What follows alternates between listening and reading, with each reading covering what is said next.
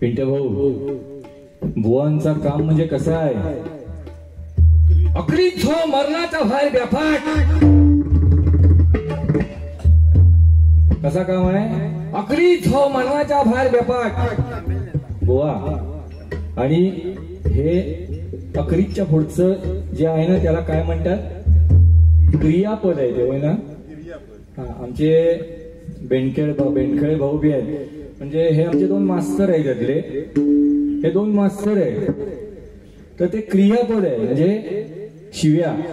कसं आहे आपल्या मराठी भाषेमध्ये शिव्या, ह्या शिव्या सुद्धा ओव्या आहेत, बरोबर आहे ना.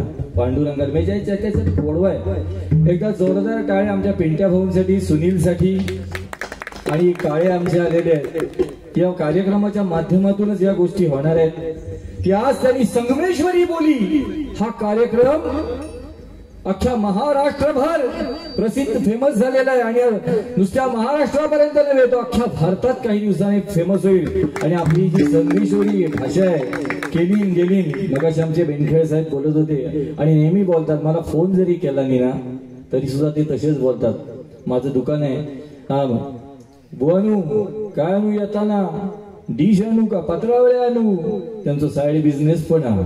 उद्या गाडी यायची, सकाळीच फोन आलो, येताना काय घेऊन येऊ. आणि नेहमी बोलताना सुद्धा तसेच बोलतात. असे हे आमचे सुंदर हे तिघेजण मित्र आहेत. पिंट्या भाऊ हे सुद्धा पहिल्यापासून आमचे मित्र आहेत, अगदी म्हणजे अगदी ऑर्केस्ट्रा लाईन पासून पिंट्या भाऊ आमचे मित्र आहेत. तर सांगायचं काम काय. तसंच केदार लिंगायत, केदार बद्दल जर सांगायचं झालं तर खरंच म्हणजे आमच्या भजनाला अनेक वर्ष झाली, पण आमच्या भजनातून असे काही कलाकार झाले. आता आम्ही केदारला बोलावत नाही, कारण आम्ही हैसूरच धरायचो, बरोबर. म्हणजे बोलवल्यावर येणार नाही अशातला भाग नव्हे हो. पण आता त्यांच्या कामाचा आणि त्यांच्या ह्याचा व्याप्ता जर बघितला तर त्यांना त्रास देण्यात पॉइंट नाही, बरोबर आहे ना जास्त. पण खरं सांगतो, माझ्या गावामध्ये केदार सावंत देसाई भुवांचं भजन घेऊन आले होते साई मंदिर मध्ये. सुनील बेंडखेळे धरकरी होता, केदार पखवाजला होता, तेव्हा मी या दोघांना बघितले होते. आणि खरंच तेव्हापासून म्हणजे माझी त्यांची ओळख झाली. आणि मग हळूहळू भजन वाजवण्यासाठी मी केदारला बोलवला. केदार असा यायचा. एकदा रात्रीचा भरपूर पाऊस पडला होता, आम्ही दुकानामध्ये आमच्या झोपलो, याला सकाळी उठून पाठवला. म्हणजे सांगायचं तात्पर्य काय, आमच्या भजनातून तबला आणि पखवाज अनेक जण असे तयार झाले आणि पुढे पुढे गेले आणि ते आज अग्रस्थानी आहेत. एक सांगायचा अभिमान वाटतो केदार बद्दल की रत्नागिरी मधला जानेवारी महिन्यात होणारा सगळ्यात मोठा कार्यक्रम या आफळे बुवांचा 5 दिवसांचा कीर्तन महोत्सव. मी शेवटचे 2 दिवस गेलो होतो, तिथे बसायला मला जागा मिळाली नाही. मी उभ्यान कार्यक्रम बघितला तो. आणि त्या 5 दिवसाचं तबला वादनाचं काम केदार लिंगायत करतात. एकदा जोरदार टाळ्या. केदार आज म्हणजे माझा मित्र आहे, त्या दिवशी शेवटचे 2 दिवस मी उभा राहून तुझा कार्यक्रम बघितला आणि आज केदार माझा उभा राहून कार्यक्रम बघतो. बुवा, हे खुर्चीचं महात्म्य आहे, बरोबर आहे ना. आज आम्हाला हे स्थान दिलंय तुम्ही दोघांनी लोकांनी, म्हणून याला महत्व आहे, या स्थानाला महत्व आहे, या खुर्चीला महत्व आहे. आज आम्हाला इथे बसवलेत म्हणून आम्ही बुवा आहेत. आमच्यासारखे नामवंत बुवा म्हणजे त्यांच्या वडिलांचं सांगितलं की कृष्णा कृष्णा वाजवायला आहे काय असं लोक विचारायचे. आणि खरंच हेच घेण्यासारखे. आज मला खरंच त्याला सुनीलला मगाशी भरून आलं, मलाही भरून आलं की त्यांचा हा मुलगा आज एवढ्याशा छोट्याशा साध्या गावात राहणारा मुलगा आज रत्नागिरीतले नामवंत कलाकारांचे मोठे मोठे कार्यक्रम वाजवतो. आणि अनेक क्लास, अनेक त्याचे शिष्यगण रत्नागिरी मध्ये आहेत. तसंच सुनील बेंडखेळे कालच मला सांगत होते की आज ते आंबाघाटात कार्यक्रम करून आले. कोल्हापुरातल्या लोकांना सुद्धा त्यांचा कार्यक्रमाला. सचिन काळे तर इथे आहेत. माझा भाऊ नेहमी म्हणतो हास्य जत्रा आम्ही बघत असतो, हास्य जत्रेचा कार्यक्रम. आमच्या घरातली माणसं नेहमी म्हणतात की सचिन काळे जर या हास्य जत्रेमध्ये गेला तर ह्या सगळ्या कलाकारांना खाऊन टाकेल, इतकी ताकद या सचिन काळेमध्ये आहे. असे खरंच हे रत्न आहे. तसंच आमचे मुळे काका रत्नागिरीतील कुठचीही भजनं असू देत, मुळे काकांना त्याचं निमंत्रण असतं. आणि असं आमचे मोळे काका सांगायचं काय माहितीये का, हे पांगरी छोटस आणि साधं गाव आहे, कुठे त्याच्यात डेव्हलपमेंट नाही, काय नाही. पण इतर गावांचा विचार केला तर हे जे 4-5 कलाकार आहेत ना, त्यांनी आज अख्खी रत्नागिरी जिंकली. असे आमचे कलाकार आहेत खरंच. आणि म्हणून तसंच हे आमचे सगळेच मित्र आहेत. बुवा सुद्धा आमचे चांगले मित्र आहेत. काय म्हणाले विंट्या भाऊ, इकडे आल्यावर पहिले मला पाया पडलात, बरोबर आहे ना. अरे श्रीकृष्णाला भेटायला जेव्हा 2 जण गेले, दुर्योधन आणि अर्जुन, तेव्हा पहिला कोण दिसला, गेल्यावर पहिला कोण दिसला, श्रीकृष्ण जेव्हा उठले तेव्हा पहिला त्याला अर्जुनच दिसला. दुर्योधनाने विचारलं मी पहिला आलो, अरे मला का नाही. पण ते शेवटी कसं आहे माहितीये काय, ज्याची त्याची मती पती, ज्याच्या काय ह्याच्यात असेल ना नशिबात तसाच होणार. बुवा आल्यावर त्याला मी पहिलो दिसलोय, माझ्या नमस्कार केला, तुका नंतर नमस्कार करावं गेलो, त्याला काय करायचं सांग. असं आहे ना. दुसरं काय म्हणतोस, त्या वाचकाचं काय सांगितलंस, माझा बिचार होतो तो फोनवर बोलावत होतो. आता बघ तुझा वर्ष किती झाली, माझ्या 50 गेल्या वर्षी आलं, माका 50 झाली. हे सगळे आले होते मित्र म्हणजे पिंट्या बघितलीस ना, तू पण आलो होतस. तुझा वय काय, माझा वय काय. आता पण मोबाईल एकदा खिशात घातला की कामाशिवाय बाहेर काढत नाही. आता त्यांच्यावरती तू कशात जातस सांग, अरे तो उमेदवार आहे. तू आले काय सांगितलंस, मी आमची दोस्ती आहे, बरोबर आहे ना. तुझ्या पोरग्याचा 27 वय झाला, होय की नाही, त्याचा काहीतरी बघायचा आहे. आणि मी जरूर ती जबाबदारी मी स्वीकारली, सांगितली. त्यांचा मुलगा सुद्धा, म्हणजे सगळ्यांनाच सांगतो, बुवांचा मुलगा मुंबईला आहे आणि 27 वर्षाचा आहे, त्याचं लग्न करायचं असं आल्या बुवांनी मला सांगितलं. जबाबदारी मी स्वीकारली. आता तुला मी ह्याचा पण सांगतोय, कुणबी समाजातला मुलगा अतिशय चांगलं, कसला व्यसन नाही, सुपारीच्या खांडाचा पण व्यसन नाही, निर्व्यसनी आहे. निर्व्यसनी म्हणजे लक्षात ठेव, काय जण सांगतात नंतर पियायला लागल्यावर. तुम्हाला आम्ही सांगितलं होतं आमचा पोरगा निर्व्यसनी. नीर म्हणजे पाणी, पाण्याबरोबर घेतो त्यातला पण नाही, त्याच्या सुपारीच्या खांडाचा पण व्यसन नाही बुवा. गद्रेमध्ये कामाला आहे तर त्याचा सुद्धा काहीतरी असला कुठे, काहीतरी त्याला ढोमू आहे का तो बघून द्या. अशी असं आहे बुवा. तर आता तो बिचारो त्याला महत्वाचा फोन आलो असतात तेवढ्या, तर तू कशा त्याच्याशी बोलायला जायचा, जरा फोन पूर्ण झाल्यावर जायचा ना, बरोबर आहे ना. आता तुका जग बोलवलं नाही तिकडे, तर तू त्याका छेडूक कशा गेलं. त्याका महत्वाचा फोन, त्याचं काहीतरी त्याचा वय आहे आता फोनवर बोलायचं. आता मी काय जास्त म्हटलंय काय, आम्ही इथे बघा भजनं ऐकणार, बाकीचे मोबाईलवर असतील ते मोबाईलवर राहणार, बरोबर आहे. त्याला दोष आपला काय नाही बुवा. अशी परिस्थिती आहे सगळी. आणि काय केदारचं वगैरे काय सांगितलं नाही बुवानी काहीतरी, बरोबर आहे. आणि खरंच सांगताय म्हणजे मोठे जे कोण लेखक आहेत किंवा काय, रामदास इतकंच कशाला, तर रामदास स्वामींनंतर त्यांचोच नंबर लागायचो हो लिखाणाच्या बाबतीत. केदार म्हणजे काय, सुनील म्हणजे काय, तर शेवटी लचा कायसा विसरलो तू, कायसा जुळवलं त्याला शेवटी.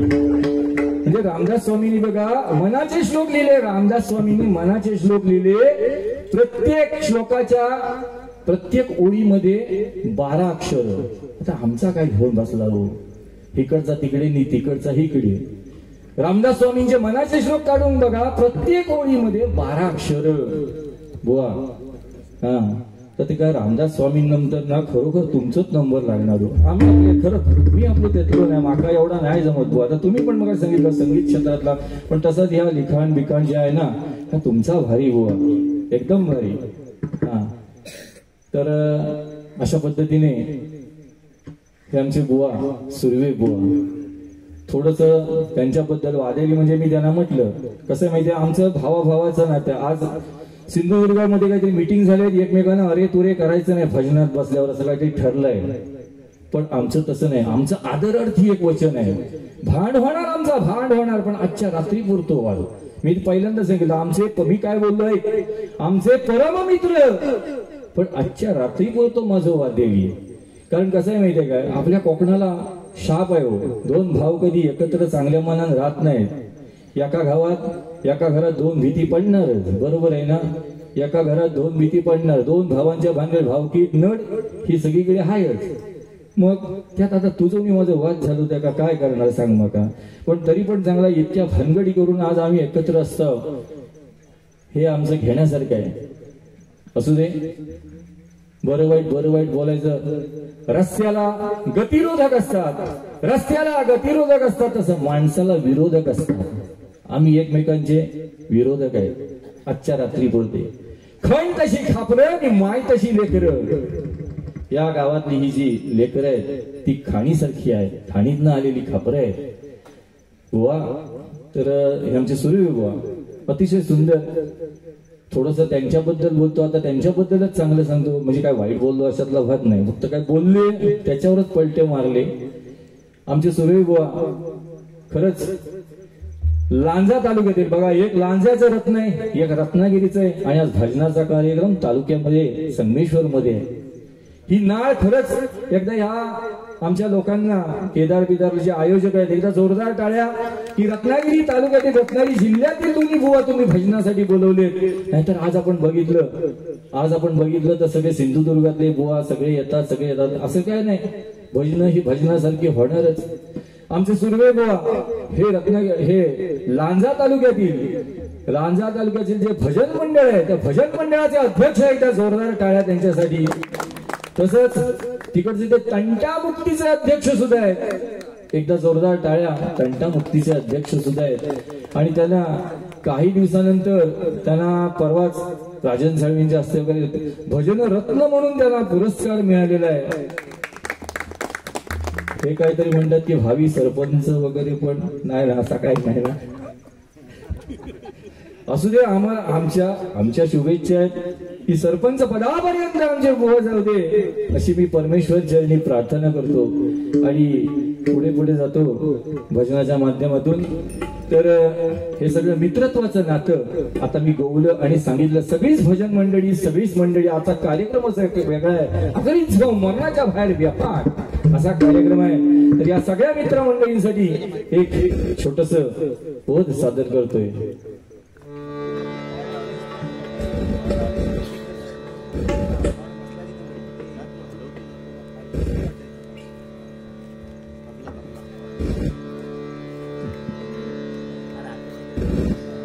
दुःखळवायला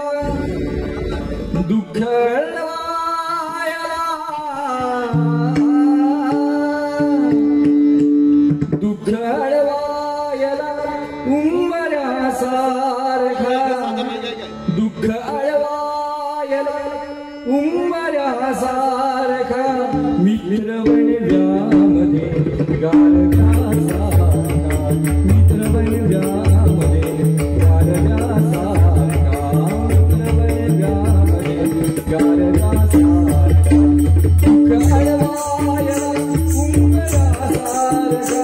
दुःख अडवाया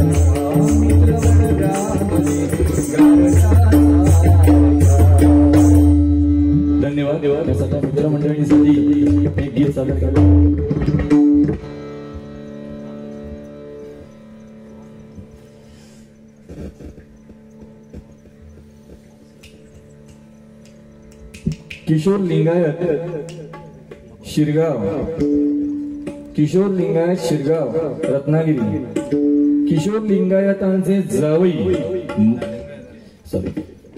तसंच कृष्णा लिंगायतांचे जावई, कृष्णा लिंगायतांचे जावई मंगलमूर्ती साऊंडचे प्रोप्रायटर किशोर लिंगायत शिरगाव, कृष्णा लिंगायतांचे जावई किशोर लिंगायत शिरगाव मंगलमूर्ती साऊंड सर्व्हिसचे प्रोप्रायटर यांनी आमच्या या भजनासाठी रोख रुपये 500चं बक्षीस दिलेलं आहे.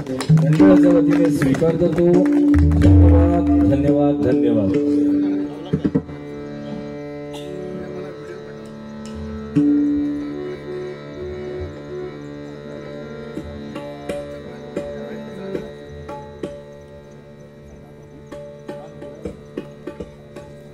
तसंच माजी पोलीस पाटील जयंत मुळे, माजी पोलीस पाटील जयंत मुळे यांनी तो पंढरीचा पांडुरंग 28 युग उभा आहे आणि पुंडलिकानं फिरकावलेल्या विटेवर तो उभा आहे. ती वीट कशी आहे?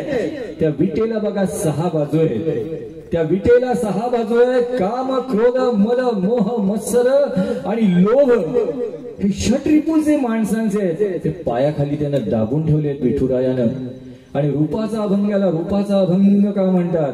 तर आपण डोळे मिटून जरी हा अभंग ऐकला तरी परमेश्वराचं मूर्त रूप आपल्या डोळ्यासमोर आल्याशिवाय राहत नाही, म्हणून त्याला रूपाचा अभंग म्हणतात. आणि ध्यानाचा अभंग म्हणजे ध्यानाचा अभंग सुद्धा असाच असतो. तो डोळे उघडे ठेवून जरी ऐकला तरी सुद्धा पांडुरंगाचं रूप आपल्या डोळ्यासमोर दिसतो. आणि म्हणून भजनाच्या सुरुवातीला रूपाचा अभंग सादर करतोय. रूप पाहता लोचनी सुख झाले हो साजनी.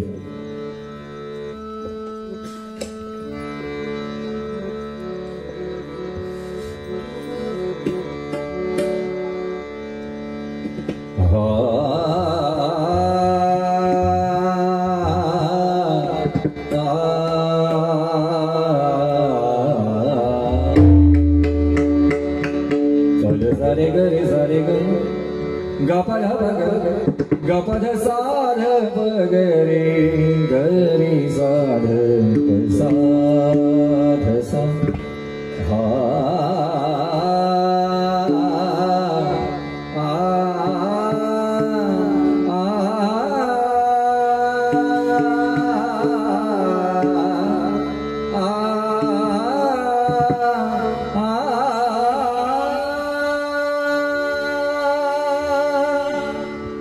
रूप पाहता लोचनी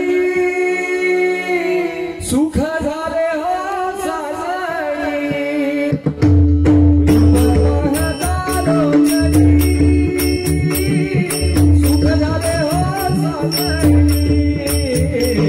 दोहा दोहा दोहा विठ्ठल भरवा, Doha Doha Doha Doha Doha Doha Vitthal भरवा.